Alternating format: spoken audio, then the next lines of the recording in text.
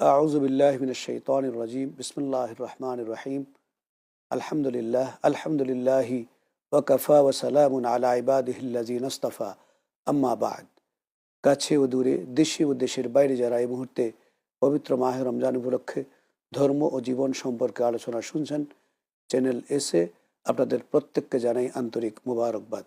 আসসালামু আলাইকুম ওয়া রাহমাতুল্লাহি তাআলা ওয়া বারাকাতুহু। আজকে আমরা আলোচনা করব ধর্ম মানুষের জীবনে কিভাবে তার পরিবর্তন আনে, কিভাবে ধর্ম মানুষকে কন্ট্রোল করে।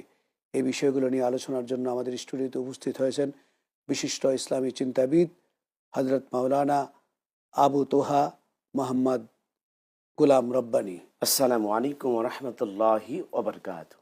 ওয়ালাইকুম আসসালাম ওয়া রাহমাতুল্লাহি ওয়া বারাকাতুহু। মোহতারাম, কেমন আছেন আপনি? আলহামদুলিল্লাহ, আপনি ভালো আছেন? জি, আমাদের সাথে আরও রয়েছেন মাওলানা মোহাম্মদ শামসুদ্দিন। আসসালামু আলাইকুম ওয়া রাহমাতুল্লাহি ওয়া বারাকাতুহু। কেমন আছেন মোহতারাম আপনি? আলহামদুলিল্লাহ। জি। জি, আমি প্রথমেই গোলাম রব্বানী সাহেবের কাছে যাব যে এই যে ধর্ম, যেহেতু কোরআনুল কারীমে ইন্নাদ্দীন ইনদাল্লাহিল ইসলাম, আল্লাহ সুবহানাহু ওয়া তাআলার কাছে একমাত্র কেবলমাত্র শুধুমাত্র মনোনীত ধর্ম ইসলামকে তিনি আমাদের একমাত্র ধর্ম হিসাবে তিনি মঞ্জুর করেছেন, কবুল করেছেন। এই ইসলামের পরিগণ্ডিতে এসে আমরা কি পালন করলে পরে আমাদের জীবন সফলতা আসবে এবং আখিরাতে আমরা কল্যাণ কামনা করতে পারব? আউযু বিল্লাহি মিনাশ শাইতানির রাজীম। বিসমিল্লাহির রহমানির রহিম। ইন্নাদ-দীনা ইনদাল্লাহিল ইসলাম। নিশ্চয়ই আল্লাহ তাআলার মনোনীত ধর্ম হলো দ্বীন ইসলাম। আর এই দ্বীন ইসলামকে জীবন পরিচালনা করার জন্য আল্লাহ পাক দ্বীন ইসলামের মধ্যে একটি বিধান দিয়েছেন, একটি কিতাব দিয়েছেন। এই কিতাবটাকে আমরা যদি জীবনে ধারণ করি, লালন করি, পালন করি, তাহলে আমাদের সাফল্য এনে দিবেন। জি, আল্লাহ পাকের কাছে আমরা যদি এই কিতাবটি পড়ে আমরা জীবন গড়ব, জীবন অতিবাহিত করব, যেমনভাবে উমর রাদিয়াল্লাহু তাআলা আনহু কোরআনুল কারীমের সংস্পর্শে এসে তার জীবনটাকে পরিবর্তন করে নিয়েছেন। যেমন আমরা কোরআনুল কারীমে যদি আমরা লক্ষ্য করি, তাহলে আমরা দেখতে পাবো যে 114টি সূরা আছে। এই 114টি সূরাতে আপনি যদি প্রথম বিসমিল্লাহ থেকে শুরু করেন ওস্তাদ, তাহলে বিসমিল্লাহর বা আর হলো সূরাতুন নাস, এই নাসের সিন, যদি এই দুটি অক্ষরকে জুড়িয়ে দেই, বা সিন জবর বাস, তাহলে মানব জীবনের জন্য এনাফ। মানব জীবনের জন্ম থেকে নিয়ে মৃত্যু পর্যন্ত যাহা কিছু দরকার সম্পূর্ণ কিছু কোরআনুল কারীমের মধ্যে আল্লাহ পাক সন্নিবেশিত করে দিয়েছেন। এরপর কোরআনুল কারীম দিয়ে যখন আমরা আস্তে আস্তে করে চেষ্টা করব যে এটা কি কোরআনুল কারীম আপনার আমার জন্য জীবন কিভাবে মোটিভেশন করে দিতে পারে। যেমন আমি কোরআনুল কারীমের গতিময় ছন্দ, কথা বলার বাচন ভঙ্গি, সব কিছু সকল কিছুর মানকে উদ্রেক করে আল্লাহ পাক দিয়েছেন।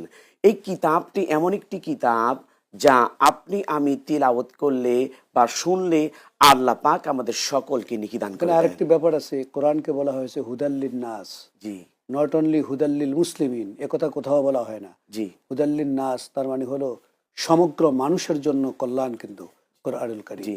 আলিফ লাম মিম কিতাবুন আনজালনাহু ইলাইকা লিতুখরিজান নাসা মিনাজ যুলুমাতি ইলান নূর। আল্লাহ পাক বলছেন যে কোরআনুল কারীমকে আমি নাজিল করেছি এবং কোটেশন দিয়েছেন, বলেছেন কে আছো এমন আলিফ লাম র, এই অক্ষরগুলি অর্থ বলো। কারণ সকলের মুখে আল্লাহ পাক তালা লাগিয়ে দিয়েছেন। কাফ হা ইয়া আইন সাদ কফ নুন, এভাবে ইয়া সিন, এভাবে আল্লাহ পাক হরফে মুকাত্তিয়াতের হরফগুলি দিয়েছেন। এর অর্থগুলি আল্লাহ পাকই ভালো জানেন। তো এই যে কোরআনুল কারীমে বলছে যে মানব মণ্ডলীকে আমি পঞ্জীভূত অন্ধকার থেকে টেনে বের করে আমি আলোর সন্ধান দেই। কোরআনুল কারীমের মিশন ইলান নূর। আল্লাহ পাক বলছেন যে আমি কোরআনুল কারীম আমি অন্ধকারের দিক থেকে টেনে বের, শুধু অন্ধকার না, সকল ধরনের অন্ধকার সমূহ, জি অন্ধকার এখানে জুলুমাত বলা হয়েছে, জি মানে অন্ধকার সমূহ থেকে আলোর পথে নিয়ে আসি। কোরআন মানলে পরে তোমরা আলোর দিকে চলে আসবে। আর আলো মানে কল্যাণ, আলো মানে সফলতা। জি জি, এই যে কোরআনুল কারীম এমন একটি কিতাব, যা এমন একটি বিধান যা আপনি আমি দেখতে পাই। এই কোরআন যেমন আছে, গীত আছে, রামায়ণ আছে, মহাভারত আছে, টিপিটক আছে। আমি আসবো আবারও আপনার কাছে। আমি এবার মাওলানা শামসুদ্দিন সাহেব আপনার কাছ থেকে জানতে চাইব যে এই যে হুদাল্লিন নাস এবং মিনাজ জুলুমাতি ইলান নূর, এই যে জুলুমাত অন্ধকার সমূহ, কারণ আমরা নূর অর্থাৎ কারণ আমরা কোরআন লক্ষ্য করলে দেখতে পাই যে অনেক শুধু মুসলমান না, অমুসলিমও যারা রয়েছে, যারা ধর্মের পথে চলে, তারা কিন্তু একটা সুন্দর জীবন লিভ করে কিন্তু। আর মুসলমানদের মধ্যেও যারা কোরআন না মানে, তাদের জীবনটা ভরে যায় দুর্বিষহ যন্ত্রণায় ভরে যায়। জি, পৃথিবীর যত ধর্ম বর্ণ আছে, যত ধর্ম আছে, সব ধর্ম আপনার কাছে আফাতুমিনুনা বিবাদিল কিতাবি ওয়া তাকফুরুনা বিবাদ ফামা জাযাউ মান ইয়াফআলু যালিকা মিনকুম ইল্লা খিজুন ফিল হায়াতিদ দুনিয়া ওয়া ইয়াওমাল কিয়ামাতি ইউরাদ্দুনা ইলা আশাদ্দিল আযাবি ওয়া আল্লাহু বিগাফিলিন আম্মা তা'মালুন। আল্লাহ তাআলা বলছেন যে তোমরা কি মনে করেছো যে কোরআনের কিছু অংশ মানবে, কিছু অংশ মানবে না? তার মানে হযরত যে বলল যে উদখুলু ফিস সিলমি কাফা, প্রবেশ করো, মানে এই কোরআনকে মানো পরিপূর্ণভাবে, কিছু মানবো আর কিছু অস্বীকার করব, এমন কোনো ব্যবস্থা কিন্তু নেই। এই বিষয়টি আপনার কাছ থেকে বলুন। কুনতুম খায়রা উম্মাতিন উখরিজাত লিন-নাস তা'মুরুনা বিল মা'রুফ। আল্লাহ পাক বলছেন তোমরাই হলো শ্রেষ্ঠ জাতি, তোমরাই উত্তম জাতি, তোমরা যদি আমার কথা মানো এবং জানো। তো এরপরে আল্লাহ পাকের অনুপর হাদিসে বলেছেন যে খায়রুকুম মান তাআল্লামাল কুরআনা ওয়া আল্লামাহু, যে তোমাদের মধ্যে সর্বোত্তম শ্রেষ্ঠ ওই ব্যক্তি যিনি কোরআন মাজিদ শিক্ষা করেন এবং শিক্ষা দেন, অন্যকে শিক্ষা দেন।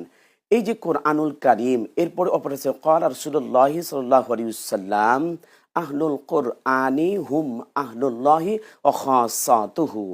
যে ব্যক্তি কোরআনুল কারীম দিয়ে তার জীবন করে, আল্লাহ পাক বলেন সে আমার পরিবারভুক্ত, অন্তর্ভুক্ত। আহলুল কোরআনি, জি, আহলুল কোরআন বলেছে, সে তার হলো পরিবারভুক্ত। তো এইখান থেকে আমরা যেটা শিক্ষা পাই যে কোরআনুল কারীম দিয়ে যদি আমরা জীবন গড়ি, আমাদের জন্ম থেকে নিয়ে মৃত্যু পর্যন্ত আমরা সকল কর্মকাজ করি, তাহলে আমরা আমাদের জীবন মৃত্যুর আগে আল্লাহ তাআলা নিজেই তো বলছেন তিবিয়ানান লিকুল্লি শাই হুদা ওয়া রাহমাতাও ওয়া বুশরা লিল মুমিনিন। এটা হলো সকল গ্রন্থের নীতিমালার গ্রন্থের নাম হলো আল কোরআনুল কারীম। যত মত পথ আছে, সকল মত এবং পথপাতের ঊর্ধ্বে মান উদ্রেক করে দিয়েছেন কোরআনুল কারীমে। যদি আপনি আমি কোরআনুল কারীমে একটু খেয়াল করি, তাহলে দেখব যে পৃথিবীতে অনেক কিতাব আছে, অনেক বই আছে, লেখক তার প্রথমেই তার প্রশংসা দিয়ে শুরু করে না, তখন তার কি করে যে তার হলো ব্যক্তিগত দুর্বলতা দিয়ে, অক্ষমতা দিয়ে তিনি প্রকাশ করে যে আমি হয়তো বই লিখতে গিয়ে, পড়তে গিয়ে, এখানে ছাপা করতে গিয়ে ভুল হয়েছে। তখন সে বলে পরবর্তী সংস্করণে আমি সেটা সংশোধন করতে বাধ্য থাকিব। কিন্তু আল্লাহ পাক বলেছেন যে আমি এমন একটি কিতাব দিয়েছি যা আমার লা রাইবা ফি, যেমন আলহামদুলিল্লাহি রাব্বিল আলামিন, সকল প্রশংসার মালিক আল্লাহ পাক। কিতাবের শুরুতেই তার প্রশংসা দিয়ে শুরু করেছেন। এখন কোরআনুল কারীমকে যদি আপনি আমি জিজ্ঞাসা করি যে কোরআনুল কারীম, যে পৃথিবীতে এমন কোনো কিতাব নেই, এমন কোনো বই নেই, এমন কোনো দার্শনিকের লেখা নেই যেই কিতাব তার নিজেকে প্রশ্ন করলে নিজেই জবাব দিতে পারে। কিন্তু আল্লাহ পাক এমন একটি ঐশী গ্রন্থ, এমন ঐশী একটি কিতাব নাজিল করেছেন যাকে প্রশ্ন করলে প্রশ্নের সঙ্গে সঙ্গে উত্তর দিয়ে দেয়। তখন জিজ্ঞাসা করছে যে এটি আমরা পরবর্তী আলোচনায় আসব। আপনাকে অসংখ্য ধন্যবাদ, আপনাকে অসংখ্য ধন্যবাদ মেহেরবানি করে স্টুডিওতে এসে আমাদের সাথে আলোচনায় অংশগ্রহণ করেছেন। সম্মানিত দর্শক, আমরা ধর্ম ও জীবনের আজকের এই পর্বে এখান থেকেই বিদায় নিচ্ছি। আপনাদের সকলকে আগামী অনুষ্ঠান দেখার আমন্ত্রণ জানিয়ে আজকের মতো আল্লাহ হাফেজ। ওমা আলাইনা ইল্লাল বালাগ।